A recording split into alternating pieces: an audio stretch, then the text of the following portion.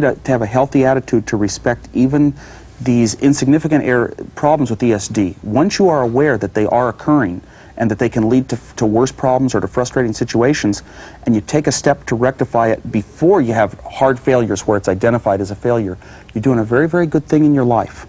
And I think part of the problem is there's not enough knowledge about what simple, easy steps I can take that really do matter and do work. It's a little bit of a subject that's just secondary enough, just low enough priority that it doesn't quite get, it's not visible to everyone.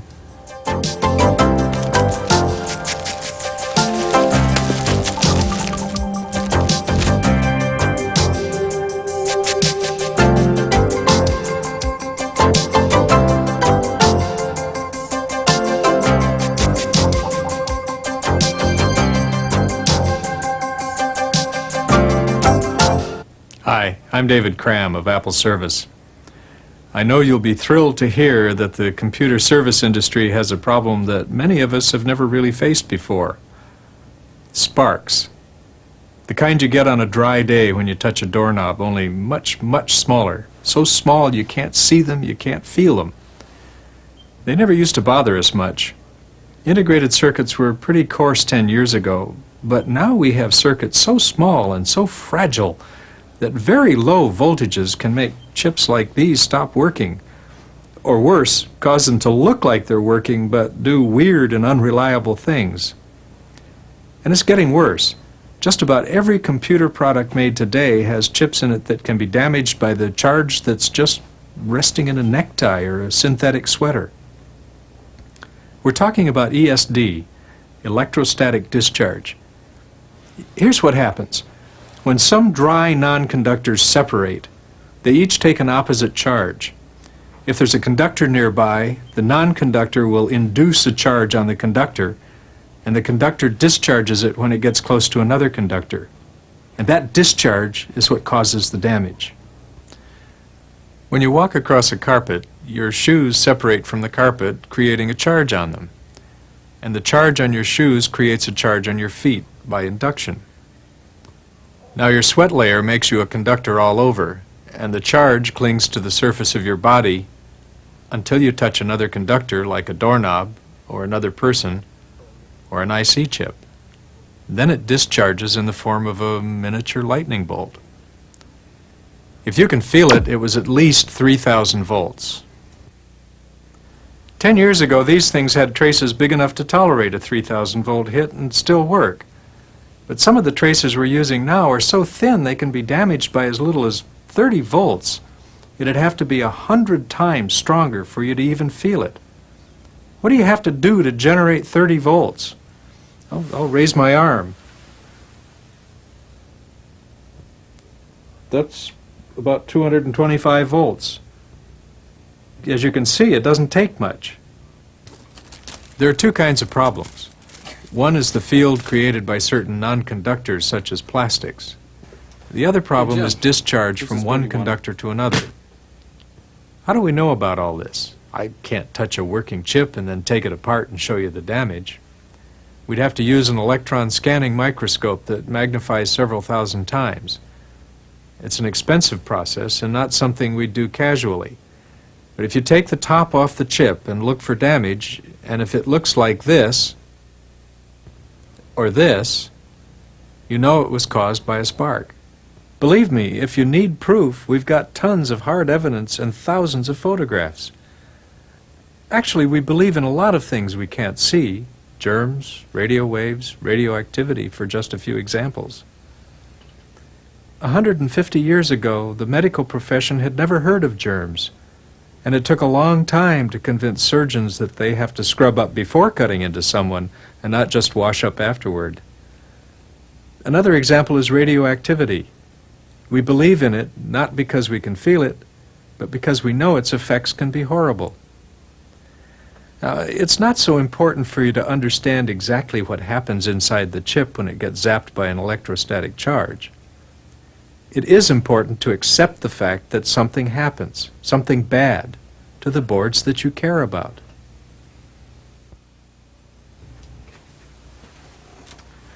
This is a machine built by 3M to demonstrate the reality of ESD damage. Here we have a MOSFET transistor, but what we're going to see done to it could be done to a CMOS chip just as easily. First, we're going to test one. If it's good, she can set this to 10, and this won't go above 325. So that's good. Now we'll check it for leakage. And as the transistor warms up, that should come down to 0.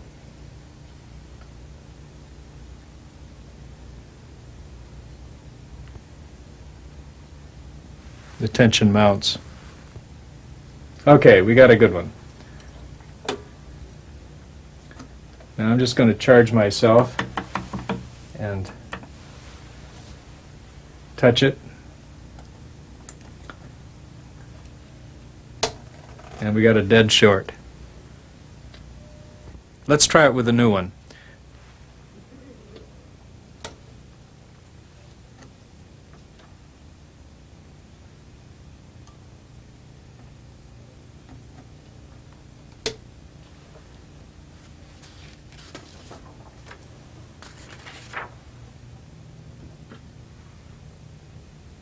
Okay, check it for...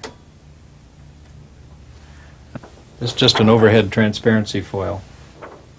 I'm not actually going to touch it, but we're representing the kind of problem caused by bringing charged non-conductors close to a chip.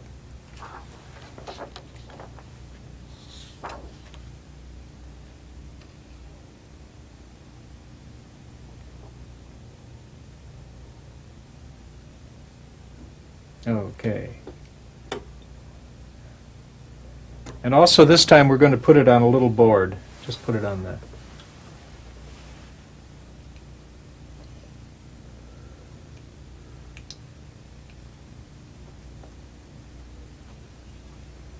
Okay, now I want to wave this over the top without touching it. I'll wave it under the bottom.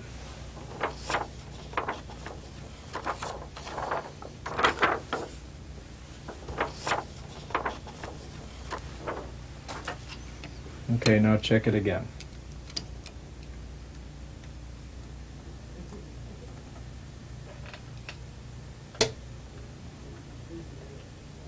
Okay, that part's still good. Check it for leaks.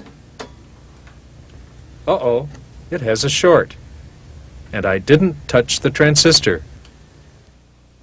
That transistor passed a functional test, but it leaks. It's going to fail in the field. And we know all too well when a damaged chip finds its way into a computer, it can have aggravating consequences. How can we stress this? 100 years ago, the medical profession didn't really believe in bacteria. Now they take elaborate precautions to keep their working environment sterile. We're just beginning to realize that we have to be just as meticulous about static if we want our patients, the chips, to survive and function properly. Now, you might be saying to yourself, hey, wait a minute. I've been handling boards for years without protection, and I sure haven't experienced the kind of failures you're talking about. Well, there are two reasons for that. One is that as crowded as these integrated circuits are, there are still a lot of places where a zap won't hurt anything. The other reason is that most of the time, sparks only wound. They don't kill. So if you wound one, and if it fails outright in a month or two, well, you've gotten away with murder.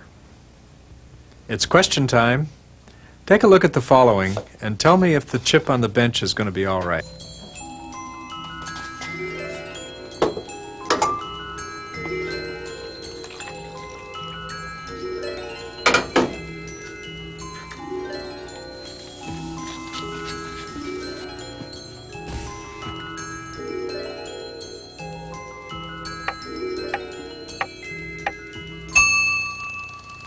The cup is a non-conductor, and when he separated it from another non-conductor, it picked up a charge.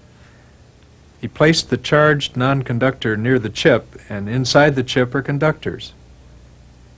Let's look at a slow-motion representation of what happens.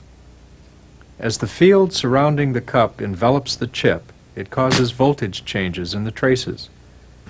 and if the voltage reaches a level high enough to jump, it burns a hole between the traces. The spark's heat vaporizes the metal, which then condenses on the sides of the hole. If it creates a direct short, we're lucky. Usually it doesn't, and we have a degraded circuit waiting to fail in the field. We can get rid of a charge on a conductor by touching another conductor, but the cup is a non-conductor. How do we get rid of a charge on a cup? The only way a charged non-conductor can get rid of its charge is for the ions, positive or negative, that make up the charge to unite with ions of opposite charge.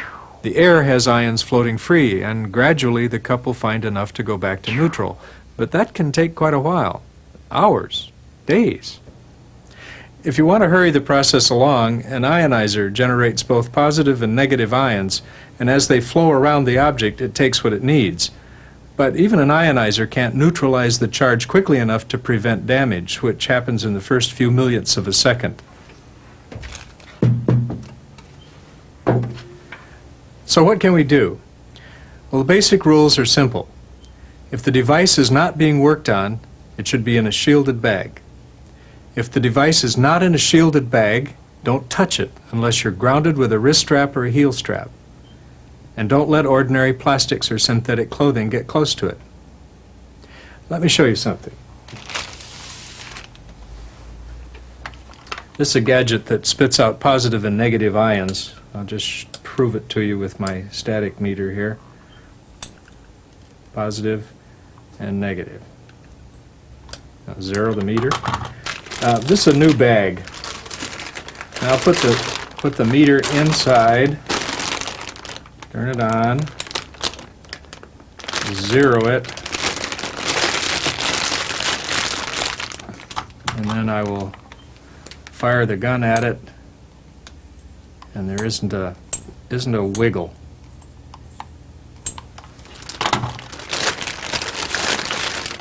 Now this bag has a little scuff in it, has a lot of little pinholes, and again I will zero the meter.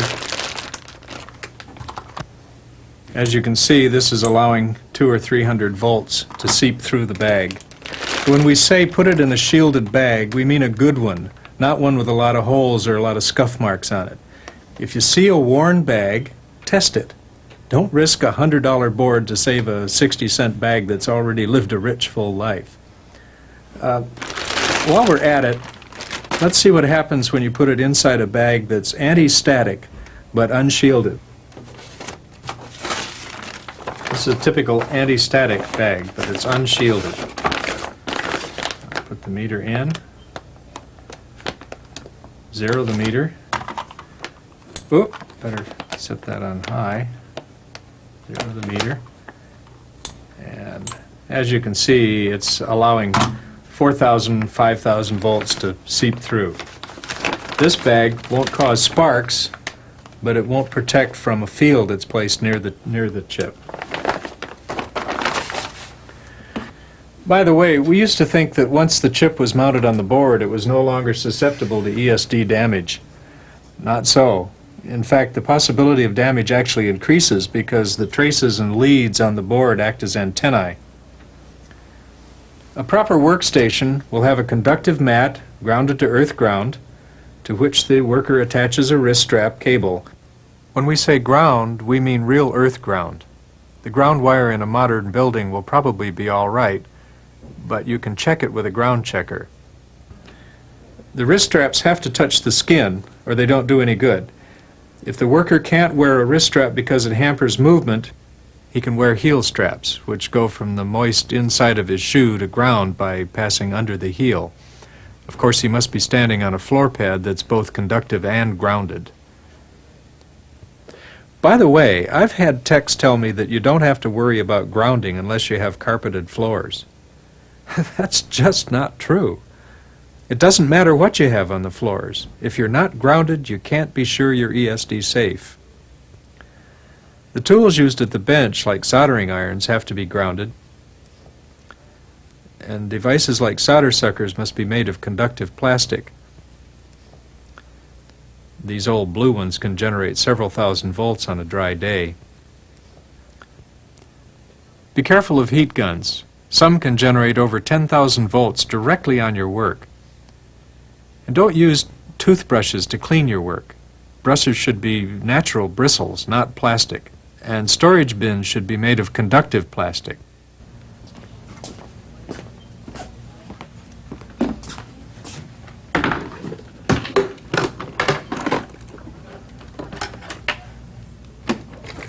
A technician working in the field has to set up a temporary workstation, tie into a building ground, and wear a wrist strap. It isn't enough just to touch the power supply, because every move he makes will generate new charges. And of course, he should never set parts on the carpet or near plastics.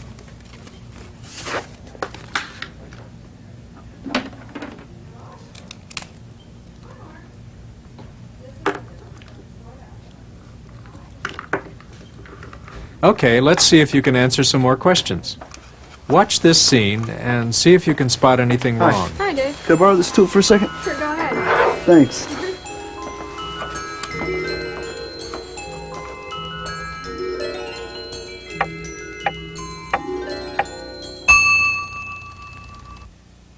Did you see anything wrong? Let's look again.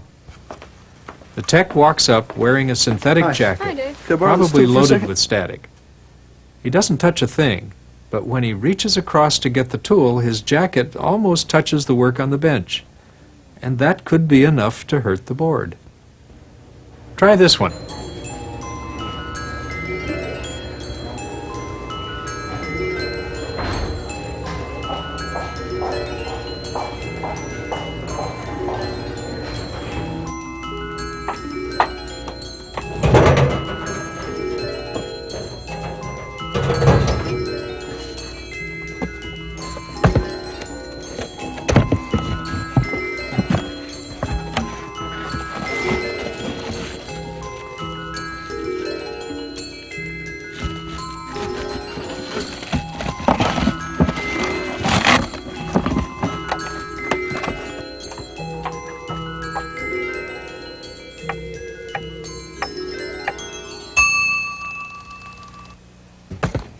Is anything wrong? Take a look. The saleswoman is bristling with static. She opens the box to see if it's the right part, and when she does, she risks zapping it. She should put on a wrist strap before opening it. Incidentally, if the part comes in a box like this, be sure to store it and ship it in the same box. Here's another one.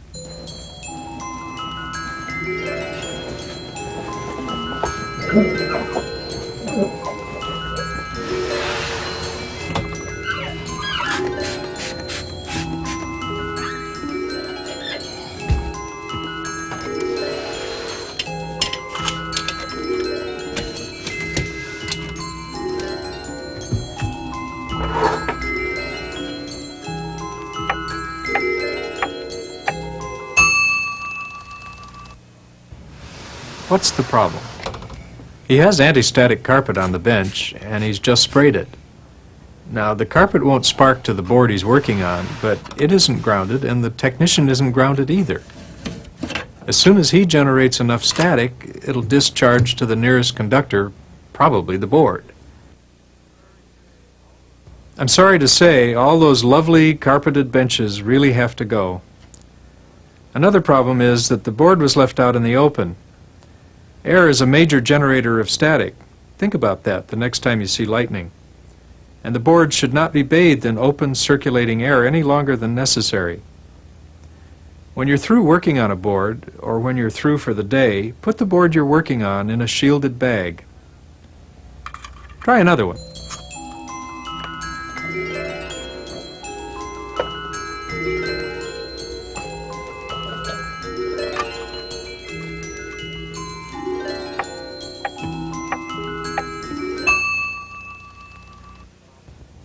Did you see the problem? She's grounded. All looks good. But what's this? Non-conductive plastic bins? If they've been sitting here, they're probably neutral, but once a bin has been slid out, it can have a charge, and the parts in it could be damaged. Another problem is her hair. Her body is grounded by the wrist strap, but her hair is a non-conductor. Depending on how hard and how recently she brushed it, her hair is easily capable of damaging the piece she's working on. Try this one. Gina, this is our service Uh-oh, area. here comes the boss with a visitor. And I'd like to show you some of the equipment that we have. This is one of our logic boards right here. And as you can see, it's very complex with the memory and the microprocessors on it. Get a good feel for it, okay? We'll just place that down there. Let me take you over here and show you over here, okay?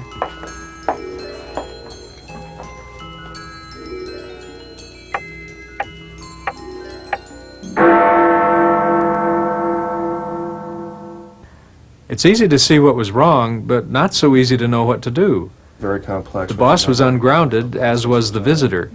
Neither had any business touching the board, but what's the technician supposed to do? That's a tough one. He sure can't embarrass the boss in front of a visitor. He could wait until the boss is gone and then trash the board. After all, you have to assume that any board handled like that is at least wounded and in ways you may not be able to discover before it gets back to the customer. Realistically, you can't discard a board that passes functional tests, but at least the board should be retested and burned in again. Now let's take a quick look at some of the things we'll have to do to protect our boards from ESD damage. Technicians will have to adapt to grounded workstations and get used to wearing straps. The salespeople, the clerks, even the boss will have to resist any temptation to touch a board unless they've grounded themselves first. On-site service technicians will have to take the same precautions the mainframe people take, or risk being tossed out by the informed customer. And since some computers have open tops and peripheral cards, even end users will have to be taught proper grounding techniques at the time of sale. Grounding to the chassis isn't as good as grounding to a good earth ground, but it's a lot better than not grounding at all. Just be sure the unit is plugged in and turned off. End users will need to know how to handle sensitive parts. In fact, we want to educate the end user to look for proper grounding procedures when he selects a service center. Hi, here's the board that I called you about. Thank you very much. Thank you. Because when the customer brings in a card for repair, he should know that if it's not protected, he himself may have damaged it. We'll do what we can. We all have to observe 3 simple rules. If you're not working on it, shield it, either in a bag or inside a computer system. If it's not shielded, don't touch it unless you're grounded. And if it's not shielded, don't let non-conductive plastics get close to it. We want the personal computer to be as reliable as the toaster. But if it does come in for repair, we want to be sure it goes home fixed. It's up to you.